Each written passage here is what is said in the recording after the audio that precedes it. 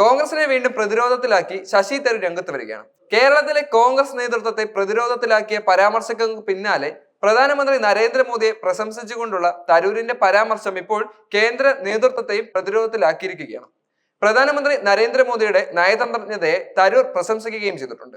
Russia Ukraine യുദ്ധം ആരംഭിച്ചപ്പോൾ റഷ്യയിൽ നിന്ന് ഇന്ത്യ എണ്ണ വാങ്ങുന്നതിനെ താൻ പാർലമെന്റിൽ വിമർശിച്ചിരുന്നു.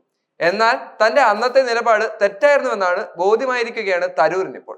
ഒരേ സമയം റഷ്യൻ പ്രസിഡന്റ് വ്ളാഡിമിർ പുടിനുമായും യുക്രൈൻ പ്രസിഡന്റ് വ്ളാഡിമിർ സെലൻസ്കിയുമായും സ്വീകാര്യനായ നേതാവായി മാറാൻ നരേന്ദ്രമോദിക്ക് കഴിഞ്ഞുവെന്നും രണ്ടിടത്തും അംഗീകരിക്കപ്പെടാൻ കഴിയുന്ന ഒരു പ്രധാനമന്ത്രി ഇന്ത്യക്കുണ്ടെന്നും തരൂർ പ്രശംസിച്ച് പറയുകയും ചെയ്തു.